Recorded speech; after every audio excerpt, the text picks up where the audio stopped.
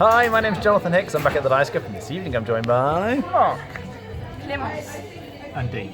And we've just finished playing Aqua Romana, which is a tile laying game essentially about making pathways. Now this is like the end of the game. I've actually removed a chunk here to explain how to play, but at the beginning of the game it's completely empty, and by the end of the game you can see we've got all these little paths that go around the board. So at the start you have a few guys on one of these sort of canal, what do you call these things? Like Aqueducts. Aqueducts, that's it.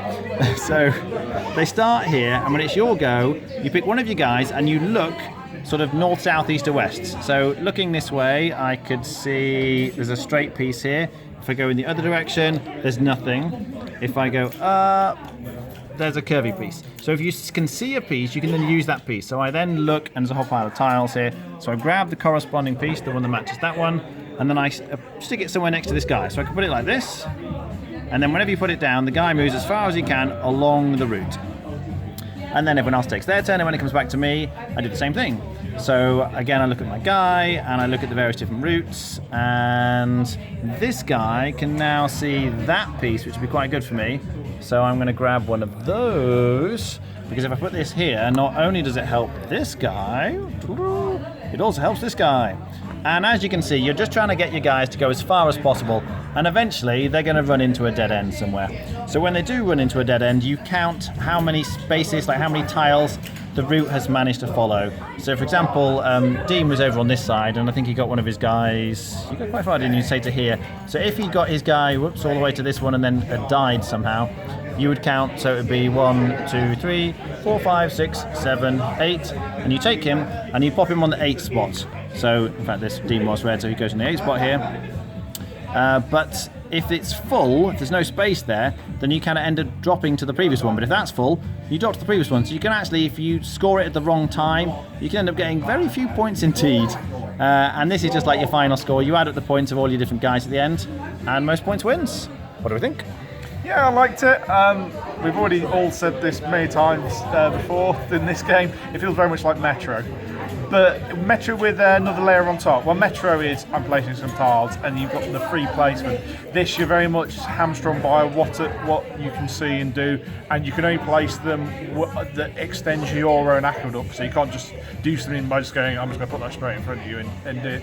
Which does add an extra layer of depth to it. It does mean it's also a little bit less freeform, while that can be a bit more funny. You can do longer things. You are kind of very much, you're trying to pre-plan ahead, but you're also going to help other people, because you're going to move that, and they're then going to get access to it, or you're going to put with hope to get access to you for next turn, and then somebody else moves it and you get done in by it.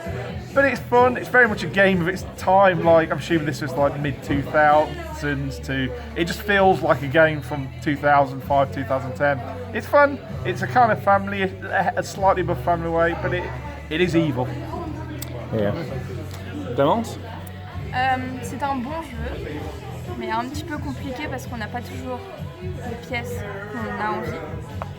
Et sinon, c'est un jeu qui est assez long et plutôt sympa à faire en groupe. D'accord. Dean? I like it. If you like Metro, this is a nice game to give you a different version of Metro.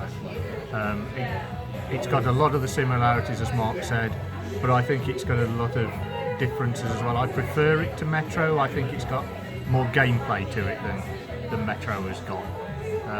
It's a nice quick game. You wouldn't want to play it over and over every night, but as a nice change, nice 4-player game, it's a nice game. Rating? I'd give it, I think, probably about a 7. Okay. Clémence? Rating out of 10?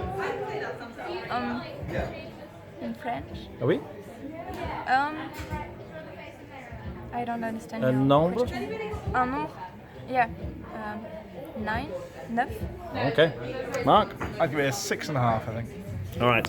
Yeah, they've said it all really. It is very similar to Metro. I like the whole path building thing. It feels quite random, particularly with 4 players, because as the paths start appearing, it's like, where am I going to end up? Oh my goodness, I'm completely stuffed. And because those little things keep moving, I don't know if I'd explain that really, but each time you take a move with it, one of these kind of advances to the next space. So the options you've got are a bit like, it's hard to plan ahead. But with experience, I think you can improve, certainly. So it's nice. I think I'll be with Mark. I'll be on a 6.5. It's a fine game, but not one I want to play too much, like Dean says. All right, thanks for watching. That was Aqua Romana.